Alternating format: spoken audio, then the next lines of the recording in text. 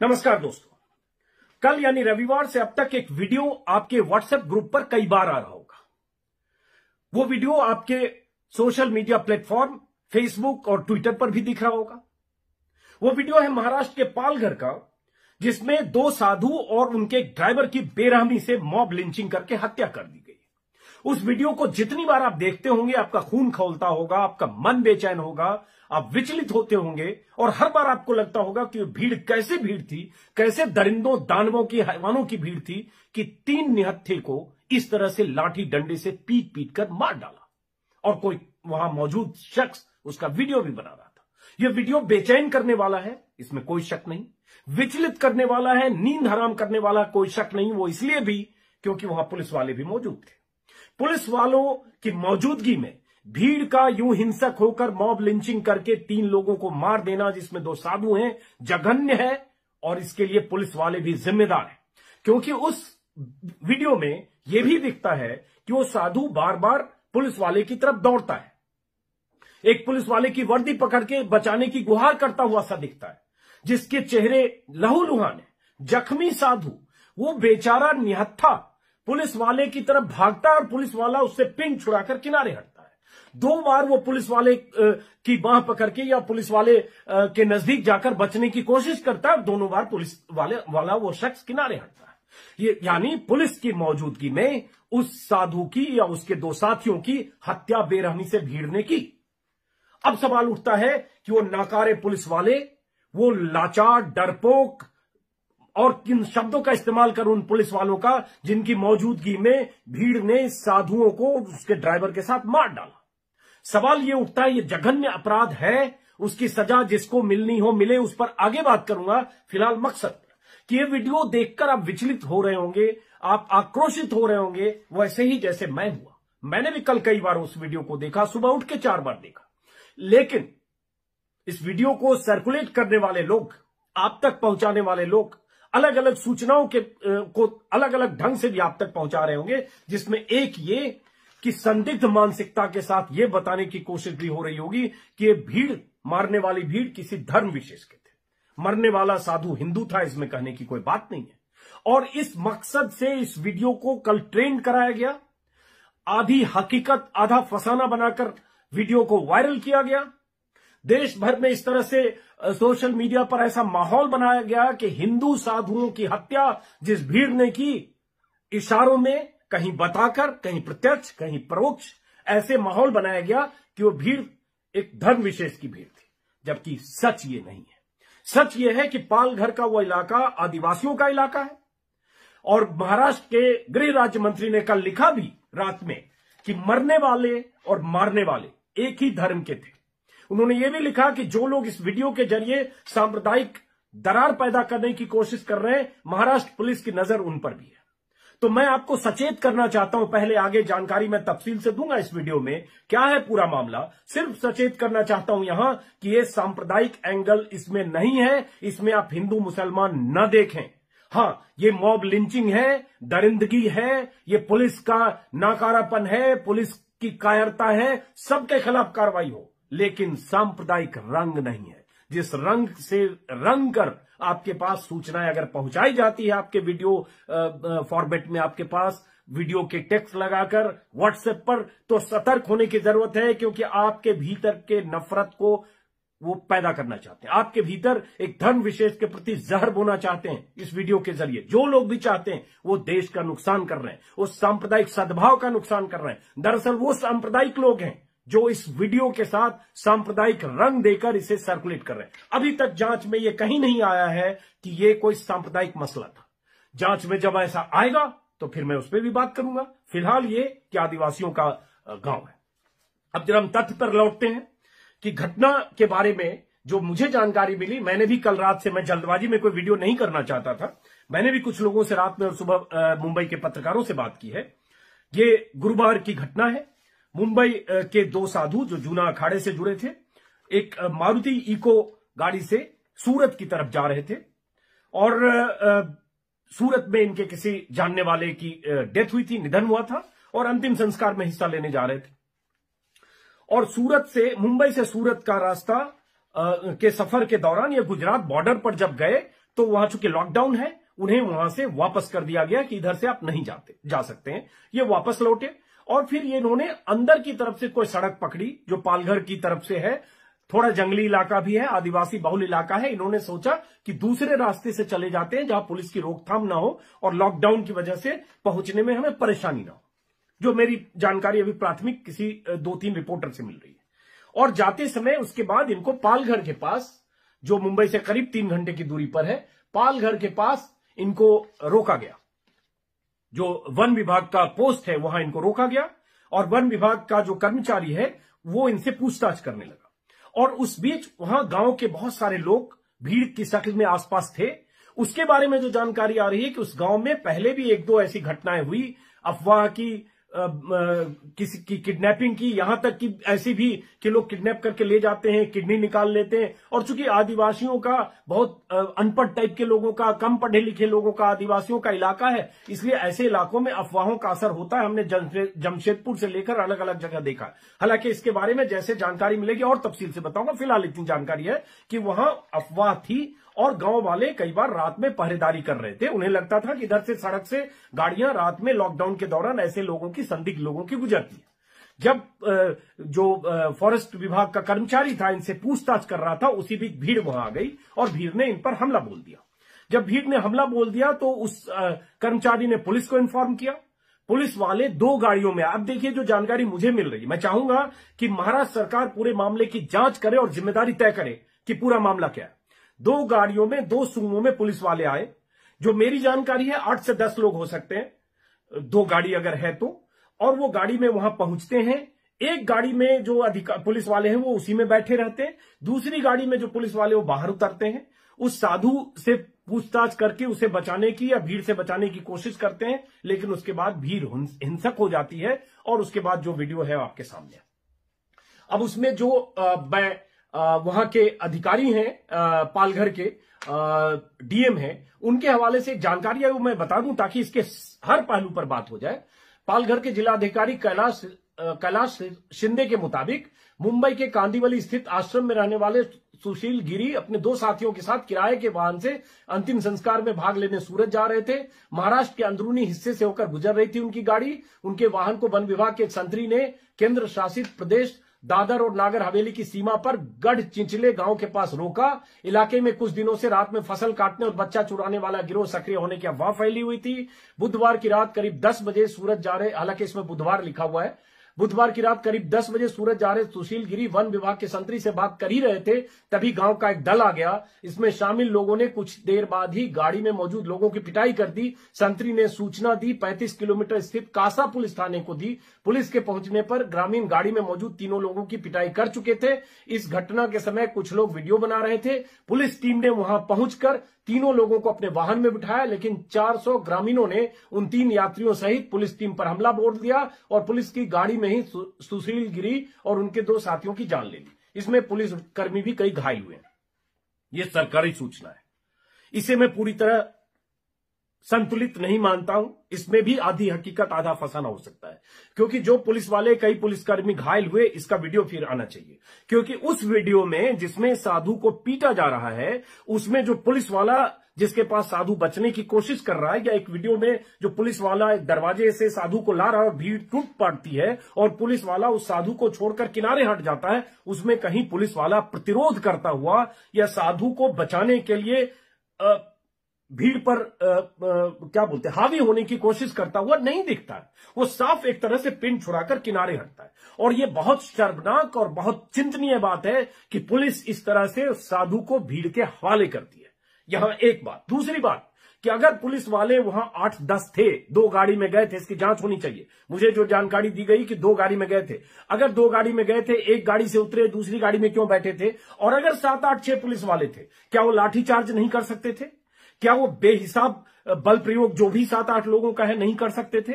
और वो करते दिखते, उसके बाद भी अगर साधु को नहीं बचाया जा सकता था, या भीड़ 300-400 लोगों की वाकई थी, तब बात होती। भीड़ 300-400 लोगों की नहीं दिख रही है। एक बार जिस समय साधु को पीटा जा रहा है उसमें 10-12 लोग दिख रहे हैं। तो पुलिस का बल प्रयोग, पुलिस का प्रतिरोध, पुलिस की तरफ से बचाने की कोशिश इस वीडियो में नहीं दिख रही है। सबसे बड़ी बात यह है। तो यहां पुलिस को कायर कहूं, नपुंसक कहूं, लाचार कहूं, डरपोक कहूं, कुछ भी कहूं, लेकिन पुलिस भी गुनाहगार है, क्योंकि पुलिस ने अपने इकबाल का, अपनी शक्ति का परिचय नहीं दिया उन 3 निहत्थे लोगों को उस मॉब लिंचिंग की मानसिकता वाली हत्यारी भीड़ से बचाने की। तो एक सवाल तो पुलिस पर है, और ऐसे तमाम पुलिस वालों के खिलाफ कार्रवाई होनी चाहिए, FIR हो, तुरंत जांच हो, और जो भी सख्त कार्रवाई हो सो हो। अब बात उससे आगे की, जो इस मामले को जिस तरह से कहा गया, कि जिस तरह से फैलाया गया, और कल ट्विटर पर लगातार ट्रेंड कराया गया, सोशल मीडिया पर हम लोगों को ट्रोल किया गया कि पाल घर पर बोलो, पाल घर पे बोलो, सारे सेकुलर चुप हैं, सारे लिबरल चुप हैं, गालियां दी गई, तमाम तरह की गालियां दी गई कि आप अखलाक पे बोलते हो, पहलू खान पे बोलते हो, इस पे बोलते हो, उस पे बोलते हो, अकबर पे बोलते हो, इस पे क्यों नहीं बोल रहे, इस पे बोल। ये सारे नाम बताकर हमें यह कहा जा रहा था कि अकबर खान, पहलू खान, अखलाक, इन सब पर, जुनैद, इन सब पर आप बोलते हो तो इस पे बोलो। इशारों में यह कहा जा रहा था कि ये अखलाक, पहलू खान, जुनैद, अकबर खान से जुड़े हुए समुदाय के लोग थे, यही उनकी मंशा देखिए। और हर आदमी को ट्रोल किया गया, हम जैसे लोगों को, जो ऐसे मामलों में, मॉब लिंचिंग के मामलों में सबसे अधिक मुखर होते हैं।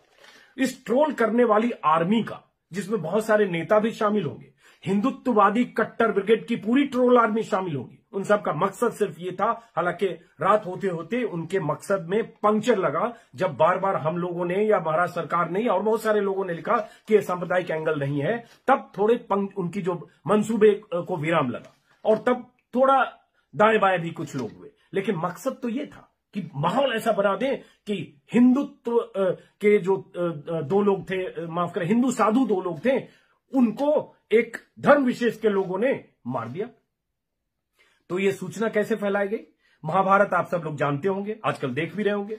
महाभारत की जब लड़ाई हो रही थी द्वापर में, और लड़ाई में जब द्रोणाचार्य बहुत हावी हो रही थी पांडवों की सेना पर, और उनका पुत्र अश्वत्थामा, और किसी भी ढंग से द्रोणाचार्य और अश्वत्थामा को पांडव उन पर हावी नहीं हो पा रहे थे या उनका मुकाबला नहीं कर पा रहे थे, तो कृष्ण ने एक रास्ता सुझाया युधिष्ठिर को, और वो रास्ता छल का था। महाभारत में छल कपट का इस्तेमाल बहुत हुआ है, और यही गीता का ज्ञान है कि आप शत्रु अगर कौरव जैसा है तो आप किस किस मार्ग का इस्तेमाल कर सकते हो। खैर, तो कृष्ण ने युधिष्ठिर को संदेश देने के लिए भेजा द्रोणाचार्य के पास। बहुत चर्चित है यह किस्सा, जिसमें युधिष्ठिर ने कहा, अश्वत्थामा हतो नरो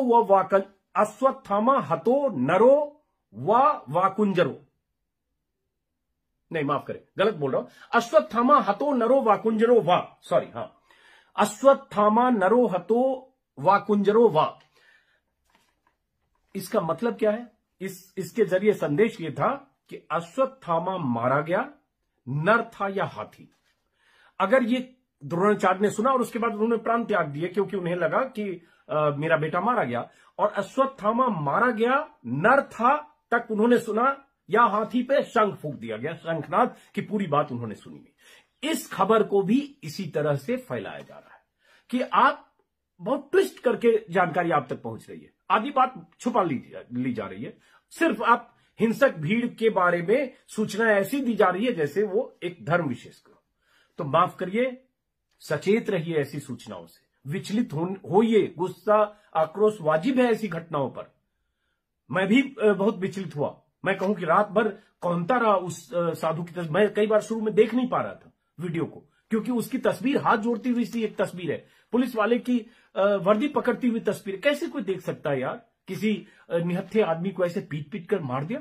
तुरंत मैं वीडियो बंद कर देता था वहां पहुंच के, फिर दोबारा हिम्मत करता था कि देखूं, क्योंकि समझना भी जरूरी है कुछ बोलने से पहले। 10 बार में पूरा वीडियो में देख पाया। आप सब लोगों को भी गुस्सा होगा, मुझे भी अभी गुस्सा है, लेकिन उस गुस्से को किसी धर्म विशेष पर, उस गुस्से का इस्तेमाल दिमागी तौर पर मत करिए, क्योंकि ऐसे लोगों की मंशा संदिग्ध है जो कहीं एक धर्म विशेष को टारगेट इसकी आड़ में भी कर रहे हैं। अब एक और बात जो आ रही है कि उस इलाके में जो ईसाई मिशनरी होती है जो धर्म परिवर्तन कराती है, ऐसी बहुत सारे ऐसे ईसाई संगठन सक्रिय हैं।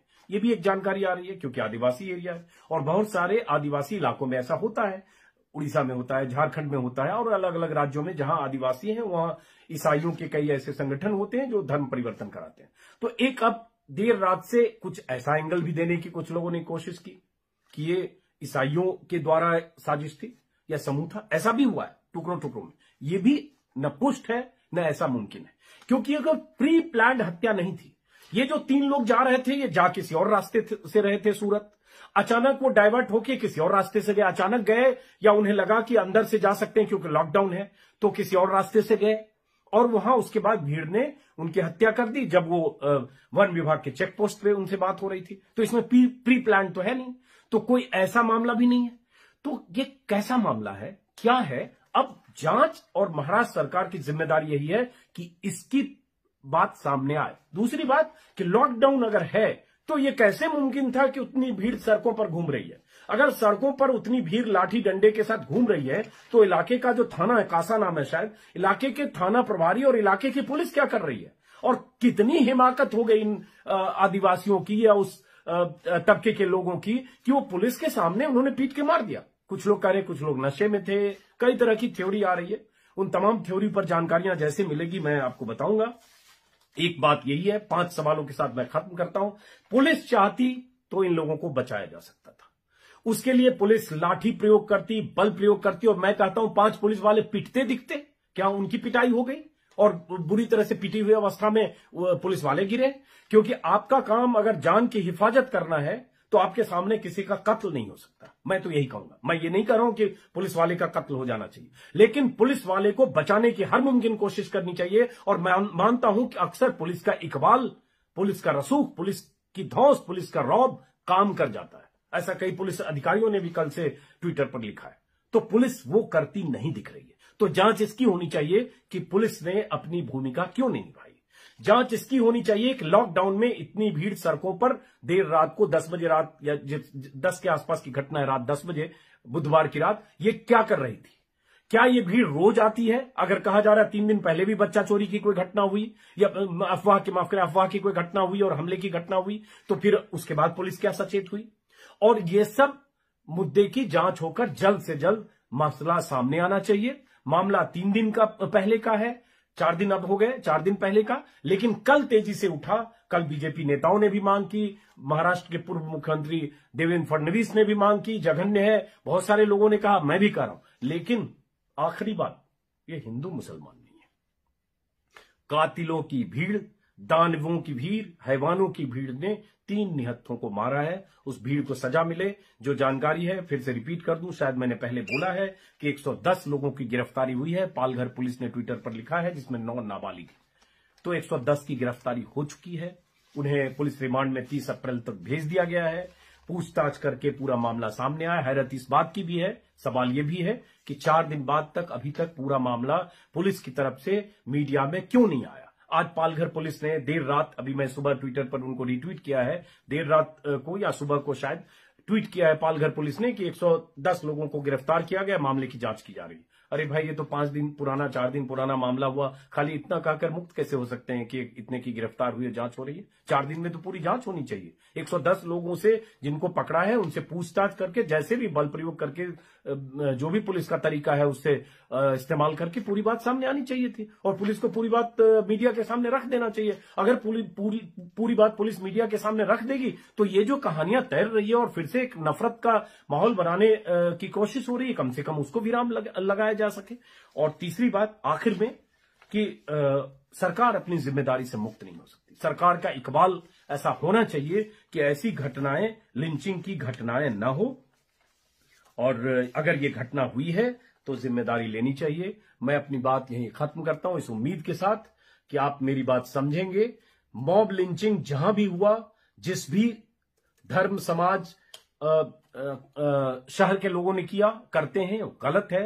मॉब लिंचिंग इस देश में पहले भी कई बार हुआ। आखिरी बात कि जो लोग कल से चीख रहे हैं, ये सब लोग आज हम लोगों को टारगेट कर रहे हैं कि आप पहलू पे बोले, अकबर पे बोले, जुनैद पे बोले, अखलाक पे बोले, आज क्यों चुप है? ये सब लोग तब भी चुप थे और तब चुप ही थे, और यहां सिर्फ इसलिए आज बोल रहे हैं क्योंकि यहां इन्हें मौका मिला बोलने का, क्योंकि वो उसमें साधु था। तो इसको हिंदू बनाम मुस्लिम या सांप्रदायिक रंग देने की कोशिश करने वाले लोग, आप कम से कम यहां कत्ल की दृष्टि से देखिए, भीड़, कातिल भीड़ की मंशा की दृष्टि से देखिए, पुलिस की नाकामी की दृष्टि से देखिए। इसको उस दृष्टि से देखकर देश में जहर फैलाने की कोशिश मत करिए, जो इसमें है नहीं। चलिए नमस्कार, किसी और वीडियो में मुलाकात होगी, तफसील से बात होगी और पालघर के बारे में जैसे ही कुछ और जानकारी मिलेगी मैं आपको जरूर बताऊंगा, क्योंकि मैं भी जानना चाहता हूं कि दरअसल मसला और मामला है क्या। कुछ रिपोर्टर्स अलग अलग संस्थानों के, मीडिया हाउसेस के वहां गए हैं, मैं उनसे भी बात करूंगा और जो भी जानकारी मिलेगी आपसे शेयर करूंगा और आप इसके लिए देखते रहिए। अजीत अंजुम मेरा नाम है। मेरे वीडियो चैनल 10 दिन पहले हमने यूट्यूब पर शुरू किया, आपने बहुत सारे लोगों ने सपोर्ट किया, सब्सक्राइब किया। जिन्होंने नहीं किया वो भी करें ताकि मेरी बात अधिक से अधिक लोगों तक पहुंचे। अगर हजारों लोग ट्वीट करके इसको एक रंग देने की कोशिश कर रहे हैं तो उसके जवाब में हजारों लोग ये पहुंचाएं कि इसका सांप्रदायिक रंग नहीं है, ये हिंदू मुस्लिम का मसला नहीं है। ये आपको पहुंचाना पड़ेगा, वरना वो लोग कामयाब होंगे जो हर मामले में हिंदू मुस्लिम ही देखते हैं, चाहे कोरोना हो चाहे कुछ और हो। उनके निशाने पर एक धर्म विशेष हमेशा होता है। यही उनकी राजनीति है, यही उनकी पत्रकारिता है, यही उनका टारगेट है। नमस्कार। मीम न्यूज वेब ताज़ा तरीन खबरों के लिए सब्सक्राइब करें हमारा चैनल।